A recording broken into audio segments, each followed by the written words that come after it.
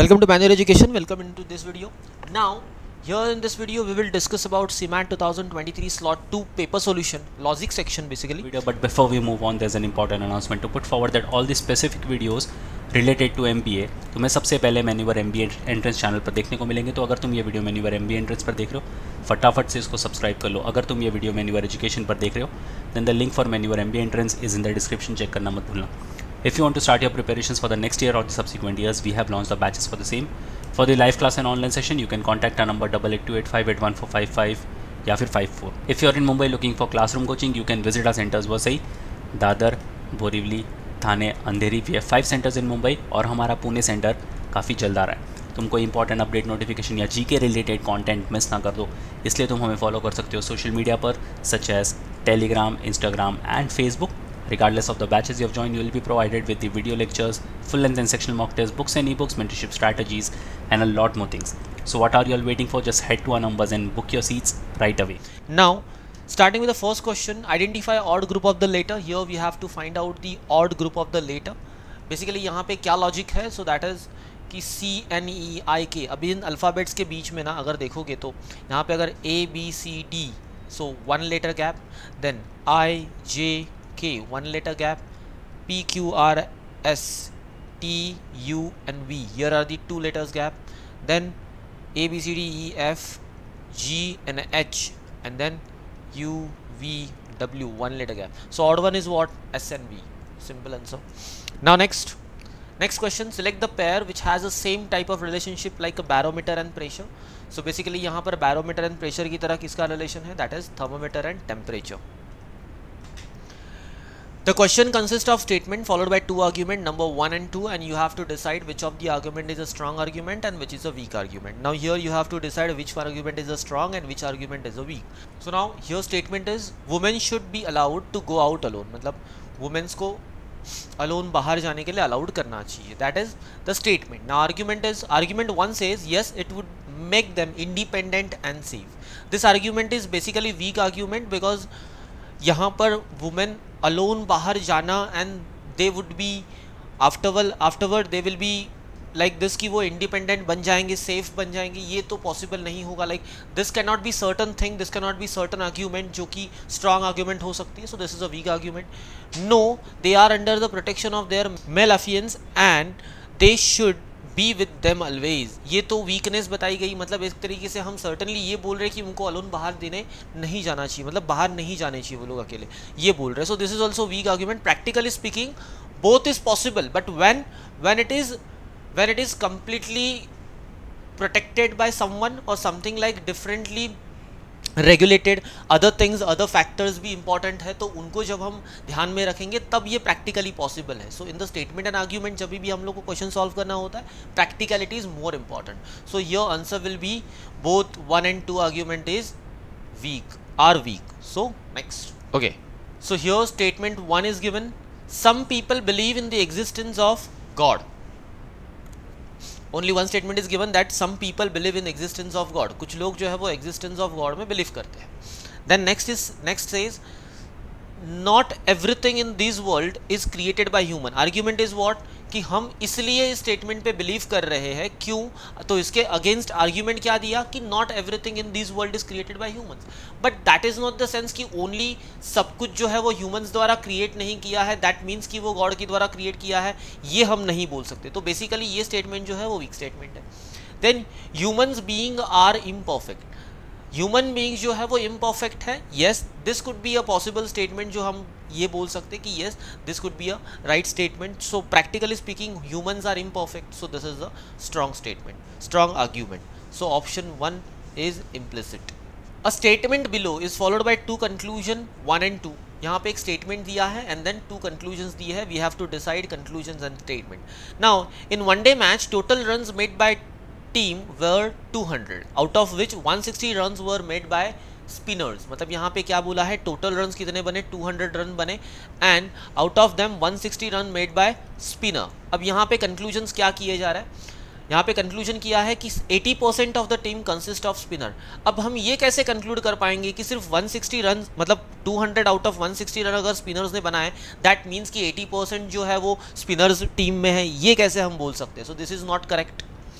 Then the opening batsman were spinners. अब ये कैसे डिसाइड होगा कि ओपनिंग बैट्समैन वेयर स्पिनर, ये कैसे पॉसिबल है? हम ये कैसे बोल दे, कंक्लूड कर दे कि प्रैक्टिकली स्पीकिंग जो स्पिनर ने 160 रन बनाए वो स्पिनर्स ओपनिंग में ही आए थे, या फिर वो कहाँ बैटिंग कर रहे थे, कहाँ पे बैटिंग करने आए थे, वो हम नहीं बोल सकते। That is not the right conclusion. Again neither nor two follows, neither one nor two follows, option D is right answer.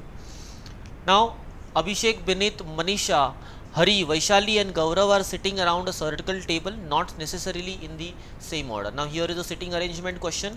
Sitting arrangement question है, circular arrangement है, all are the facing away from the center.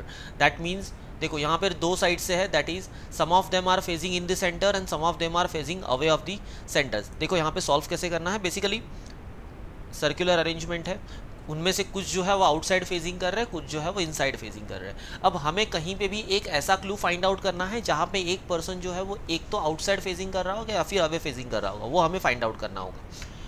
Gaurav sits immediate left of Binita, okay. Only Abhishek and Binita faces away from the centre. इसका मतलब जो बिनीता है वो away, centre से away, मतलब outside facing कर रही है। सो बेसिकली जब भी सिटिंग अरेंजमेंट स्टार्ट करोगे, start from the bottom side. If the Binita is facing outside, that means उसका राइट साइड ये होगा और लेफ्ट साइड ये होगा, that is anti clockwise. Right will be anti clockwise for outsider जो आउटसाइड फेजिंग कर रहे हैं, and left will be clockwise for the left. Anti clockwise कब होगा? जब पर्सन आउटसाइड फेजिंग करता है, सेंटर से आउटसाइड फेजिंग करता है, एंड लेफ्ट इनसाइड होगा तो क्या होगा, वो एंटी क्लॉकवाइज हो जाएगा। अगर पर्सन इनसाइड फेजिंग कर रहा है दैट मीन्स वो क्लॉकवाइज हो गया, सिंपल। चलो अब ओनली अभिषेक, देखो यहाँ पे क्या बोला है, Gaurav sits immediately left of Binita. Immediate left of Binita is what, य गौरव सिटिंग इज य, बट गौरव जो है वो कौन से साइड फेस कर रहा है वो हमें नहीं पता, सो फिलहाल हम इसको ऐसे ही रखेंगे। नेक्स्ट ये स्टेटमेंट हो गया, ये statement.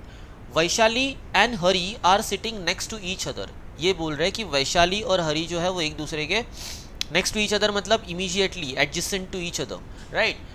There are two people between Hari and Gaurav. There are two people between Hari and Gaurav. Now there is a two possibility.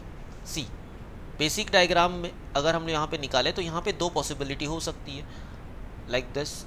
There are the two people between Hari and Gaurav. These two people can be this side, like this. देखो अब यहाँ से अगर हम लोग ये count करेंगे गौरव से लेके यहाँ तक, क्योंकि 6 पीपल्स आर देयर, सो यहाँ से भी देखो या फिर इस साइड से देखो, लेफ्ट साइड से देखो या राइट साइड से देखो, फिलहाल हमें नहीं मालूम गौरव कौन से साइड फेजिंग कर रहा है। So both the sides are similar sides, so यहाँ पर कहाँ होगा हरी, दिस साइड। नाउ ये तो स्टेटमेंट हो गया, फिलहाल ये स्टेटमेंट पेंडिंग है।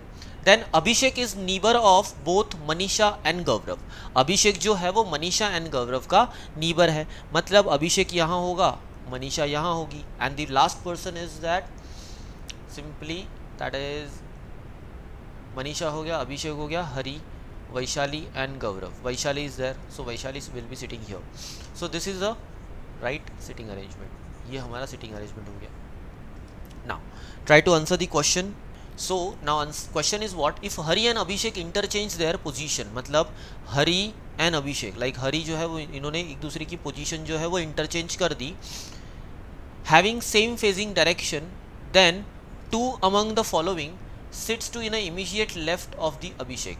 Then who among the following sits to an immediate left of Abhishek? Now यहाँ पे देखो क्या बोला था, only Abhishek and Binita faces away. That means all are facing what? Abhishek and Binita जो है वो क्या है, away है, तो all are the facing inside, right? चलो now अगर हरी एंड बिनीता ने, हरी एंड अभिषेक ने अगर उन लोग की प्लेसेस जो है वो इंटरचेंज कर दी, तो who among the following sits immediate left of Abhishek. अब समझो दूसरे डायग्राम में अगर हम लोग ये क्वेश्चन बनाए तो ये कैसे होगा, Abhishek will be sitting here, so outside facing, क्योंकि उनकी जो फेसिंग है वो फेसिंग चेंज नहीं करनी है, so Hari will be seated here, then Manisha will be here, Gaurav will be here, Binita will be here and Vaishali will be here. So this will be the position. So basically यहाँ पर अगर पोजीशन इंटरचेंज हो जाती है तो इमीडिएट लेफ्ट ऑफ अभिषेक कौन होगा, left of अभिषेक मतलब ये राइट साइड है अभिषेक की और ये लेफ्ट साइड है, तो इमीडिएट लेफ्ट कौन है, that is Vaishali. So answer should B A, Vaishali. Here the question is given is a matrix is filled with the numbers from 31 to 39। एक मैट्रिक्स है जहाँ पर जो मैट्रिक्स में 31 to 39 नंबर जो है वो फिलअप किए हुए हैं। सो नाउ कितने नंबर्स है 31 to 39, that means total numbers are 9 numbers. So 9 squares का एक मैट्रिक्स बनेगा like this. Now here the position would be like this, 38 is above the 39 to the right of 32। 38 is above the 39 because right of बोला है तो left and right दोनों side होगी ना, तो 38 एंड 39। नाउ 38 का जो राइट साइड होगा this will B right of 32 ना। सो 32 का राइट साइड वो क्या होना चाहिए 38 होना चाहिए। तो 32 का लेफ्ट ये होगा, राइट ये होगा, तो राइट साइड में 38 है। 33 is to the right of 37। Now he says 33 is to the right of 37, that should be like this. So 37 and 33 की पोजीशन कुछ इस तरीके से होगी। and above the 39, and above बोला है तो and किसके लिए होता है बेसिकली 30 के लिए होगा, फर्स्ट पर्सन के लिए होगा। and above the 39 मतलब कुछ पोजीशन इस तरीके से होगी। सो बेसिकली हमारा ये जो पोजीशन है वो कहाँ होगा, अभी यहाँ पर दो कंसेक्यूटिव प्लेसेस चाहिए जहाँ पर 33 एंड 37 फिट हो सके। तो यहाँ पे देखो 33 एंड 37, सो अबाउट द 39 बोला है तो 33 यहाँ पर होगा। Then 32 is to the left of 35। 32 जो है वो लेफ्ट ऑफ 35 मतलब 35 should be here. 37 is about the 36 and 32। 37 it should be the above the 32 and 36. Then 31 is above the 35. The remain कोई है 31, 32, 33, 34. 34 is remaining. So like this. So ये position हो गई. Now and above below means that they are in the same column left and right. Okay, so this is the extra information. What is the sum of the numbers in the middle row?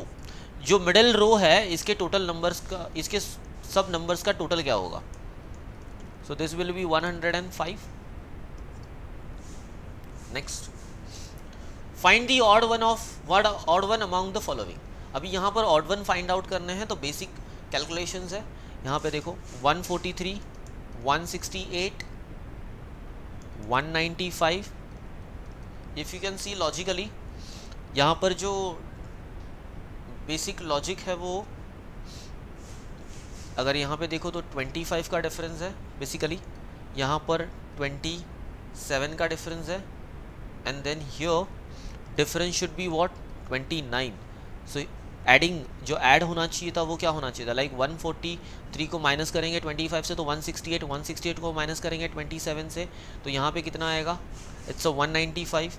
Then basically यहाँ पर 195 को minus कितने से करना होगा 29 से करना, minus कितने से करना होगा 29 से करना होगा।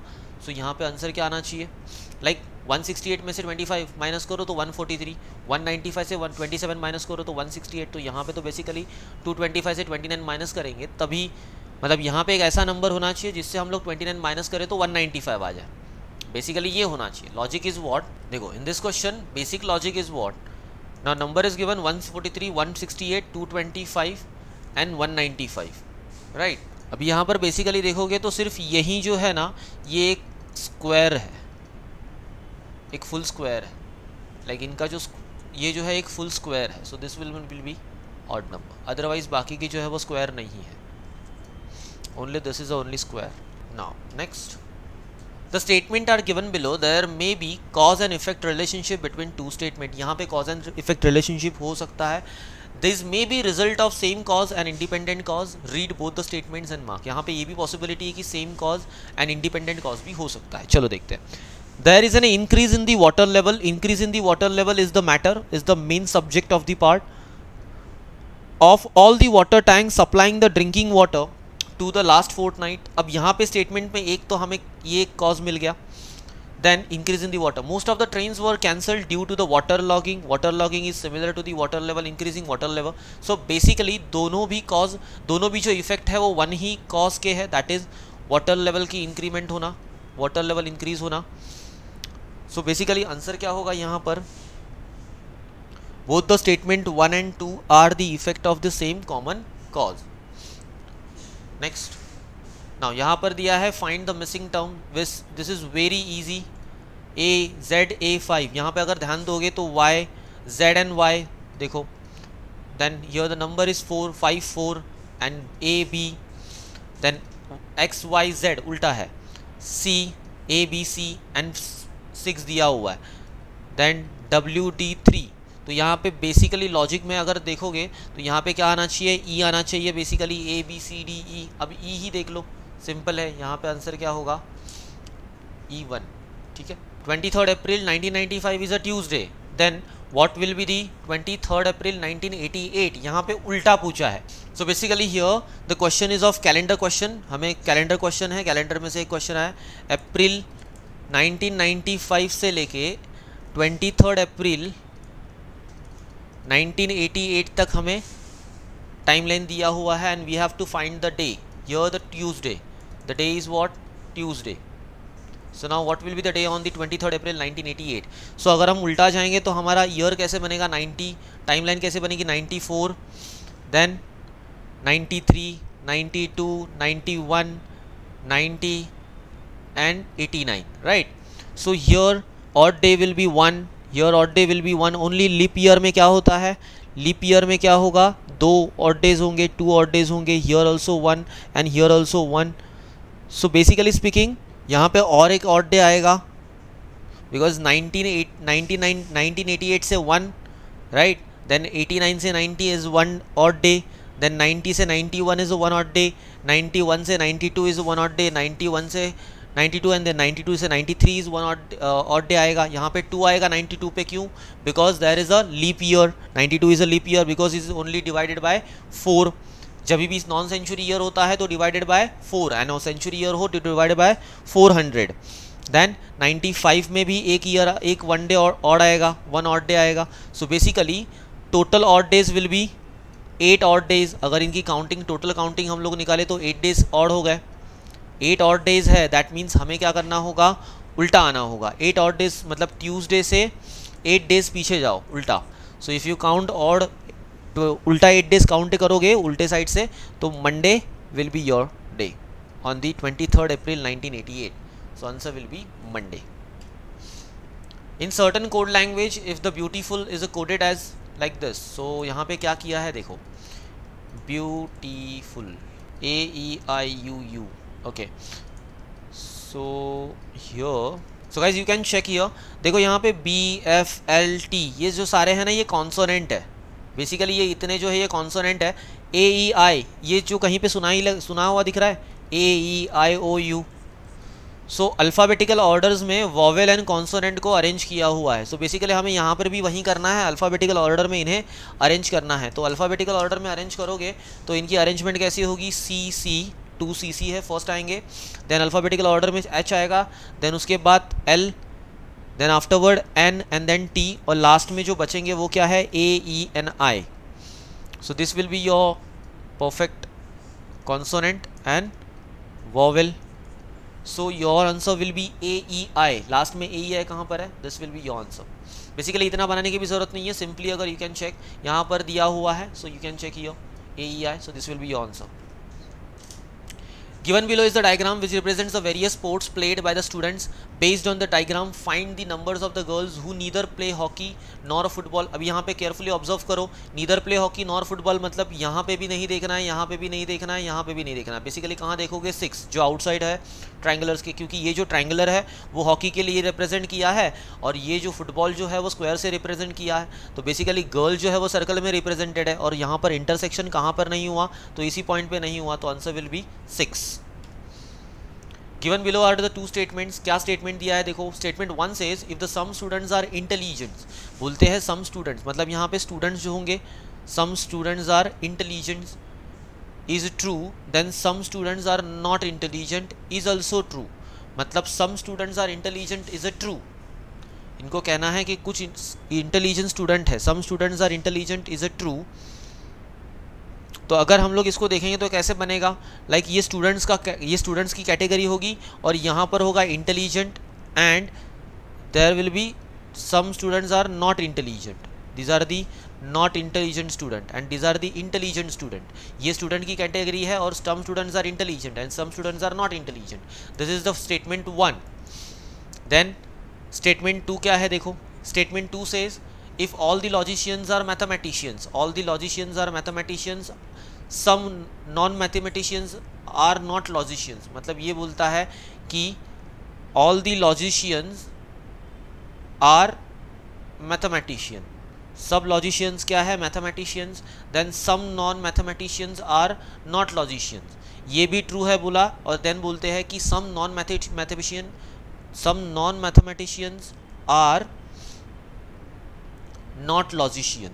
मतलब इनको ये बोलना है will be true, ये भी true हो जाएगा कि some non mathematician है, जो कुछ non mathematician है वो भी क्या है? are not logician. तो अब ये आप ये कैसे प्रूफ कर पाओगे, ये कैसे सर्टनली बोल सकते हो कि सिर्फ मैथमेटिशियन जो है वो लॉजिशियन है, तो नॉन मैथमेटिशियन जो होंगे, कुछ नॉन मैथमेटिशियन होंगे वो लॉजिशियन नहीं होंगे? ये तो आप नहीं बोल सकते ना बेसिकली, तो ये तो फॉलो नहीं होगा. Basically this one will be not followed. Then first, some students are intelligent is true, then some students are not intelligent is also true. बोलता है कुछ स्टूडेंट्स अगर इंटेलिजेंट है, then some students are not intelligent is also true. Certainly हम ये कैसे बोल सकते हैं कि some students are not intelligent? ये हम लोग बोल सकते हैं क्या? yes we can say that कि some students are intelligent and some students are not intelligent. No, so this will be followed. So answer will be what? C. Some students. Statement 1 is true but the statement 2 is false. Now second is cab is written as 75, so rule will be written as what? Now cap को कैसे लिखा है? 75. That means अब यहाँ पे इनकी ranking देखनी होगी. सो 3, 1 एंड 2. सो 3, 1 एंड 2. So now here you have to calculate like this कि अब आप क्या करोगे, इनकी जो अपोजिट रैंकिंग है, इन्वर्ट रैंकिंग, जो उल्टे साइड से जेड के साइड से देखोगे, ये तो सीधी रैंकिंग हो गई ए की साइड से, राइट. अब आप जेड की साइड से भी इनकी रैंकिंग देखोगे तो कैसे होगा? 24, 26. From the Z side the ranking will be 24, 26 and 25. Now the total of this will be 75. So similarly rule के साथ भी वही करना है. रूल की जो from the A side ranking है that will be 18, 21, 12 and 5. and then अगर Z के साइड से रैंकिंग देखोगे तो 9, 6, 15 and 22. So total will be this. क्या होगा? Total of this will be 52. So answer will be 52D. Now 16th, mouse is written as FTVPN. Mouse is written as what? FTVPN.